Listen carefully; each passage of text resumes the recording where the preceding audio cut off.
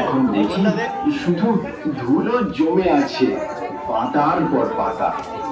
একেবারে ঠিক বলেছ গোরা।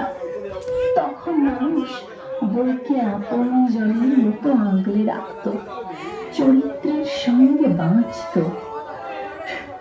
এখন সবাই ভুলে গেছে, কেউ আর আমাদের নামও উচ্চারণ করে না। চারিদিকে শুধু ইন্টারনেট, নেটফ্লিক্স, ইউটিউব, ফেসবুক।